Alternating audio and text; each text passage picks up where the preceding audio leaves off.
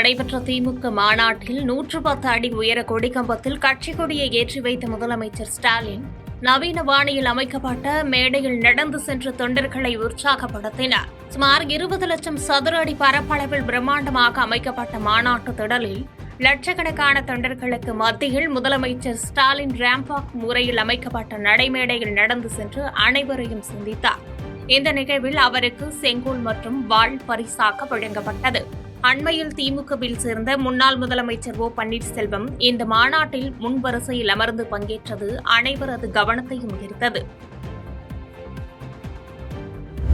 திருச்சியில் நடைபெற்ற திமுகவின் 12வது மாநில மாநாட்டில் தமிழர்களையும் தமிழ்நாட்டையும் காக்க தகுதியான ஒரே இயக்கம் திமுக தான் என முதலமைச்சர் மு க ஸ்டாலின் கூறினார்.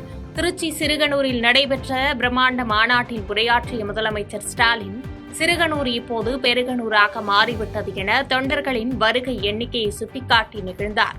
வரும் சட்டமன்ற தேர்தலில் 200 தொகுதிகளில் வெற்றி பெறுவதே இலக்கு என்று குறிப்பிட்ட முதலமைச்சர் ஸ்டாலின், இந்த மாநாடு தேர்தலுக்கான ஒரு கிராண்ட் பினிஷிங் போன்றது என்றும், ஸ்டாலின் தொடரட்டும் என்பது தனிநபர் முழக்கம் அல்ல, அது தமிழகத்தின் வளர்ச்சிக்கான முழக்கம் என்றும் தெரிவித்தார். மாபெரும் இயக்கம் தேர்தல் நேரத்தில் மட்டும் மக்கள் கிட்ட வரக்கூடிய கட்சி அல்ல, மக்களின் உரிமைகளுக்காக எப்போதும் களத்திலே நிற்கக்கூடிய கட்சி. எங்களுக்கு தெரியும், தமிழ்நாட்டோட, தமிழ் மொழியோட, தமிழ் பண்பாட்டோட உண்மையான எதிரி யார் என்று எங்களுக்கு நல்லாவே தெரியும்.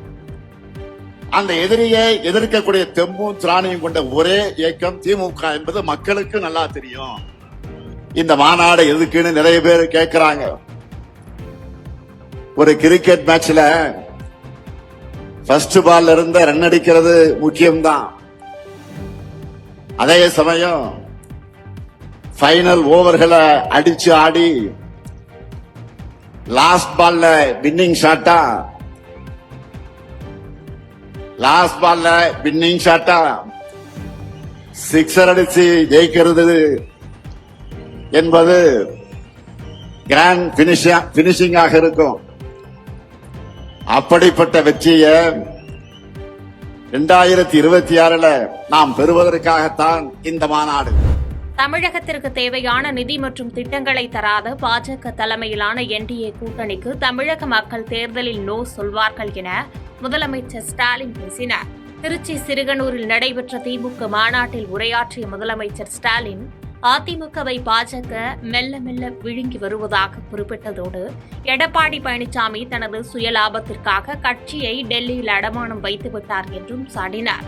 நீட் தேர்வு, இந்தி திணிப்பு மற்றும் ஆளுநர் மூலமான நெருக்கடிகளை மட்டுமே பாஜக தமிழகத்திற்கு தந்துள்ளதாக குற்றம் சாட்டிய முதலமைச்சர், தமிழகத்தின் உரிமைகளை மீட்கும் போர் இது என்றும், இதில் பாஜகவின் டப்பா என்ஜினுக்கு தமிழகத்தில் இடமில்லை என்றும் காட்டமாக தெரிவித்தார்.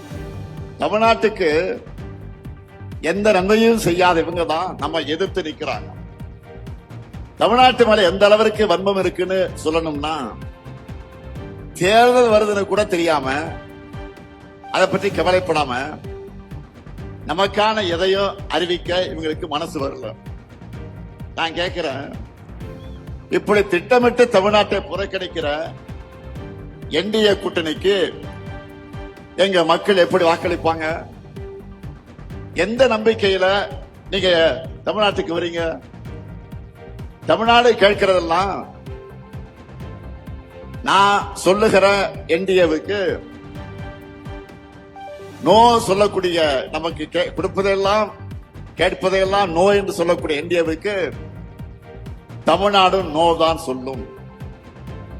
இங்க உங்களுக்கு எப்பவும் நோ என்ட்ரி தான்.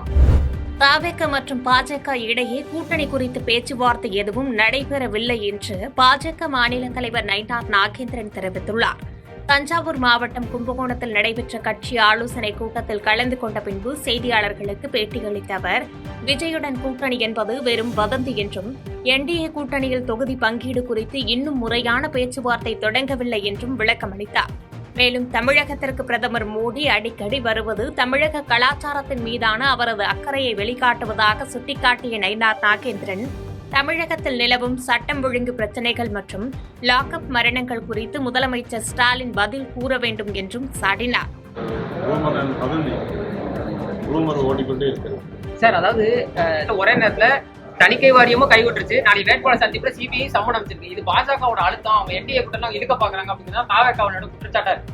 அதாவது முதல் முறையான அழைப்பு, இரண்டாவது முறையும் மூன்றாவது முறையும் பாரதிய ஜனதா கட்சி எந்த விதமான சம்பந்தம் கிடையாது.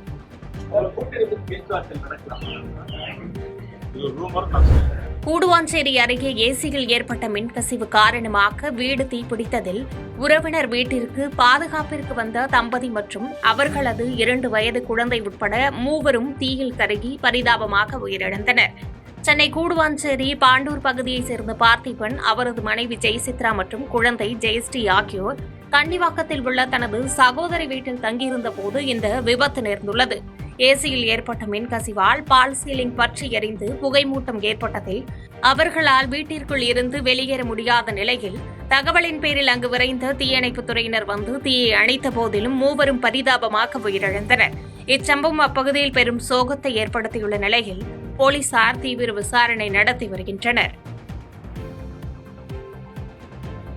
செய்திகளை உடனுக்குடன் தெரிந்து கொள்ள கீழ்க்கண்ட கேபிள் மற்றும் டிடிஎச் நெட்வொர்க்குகளில் எம்நாடு செய்தி தொலைக்காட்சியை காணுங்கள். பாதகம் செய்பவரை கண்டால் நாம் பயம் கொள்ளலாகாது பாப்பா. மோதி மிதித்துவிடு பாப்பா, அவர் முகத்தில் உமிழ்ந்துவிடு பாப்பா. அண்மை செய்திகளை உடனுக்குடன் தெரிந்து கொள்ள இணைந்திருங்கள் எம்நாடு தொலைக்காட்சியுடன்.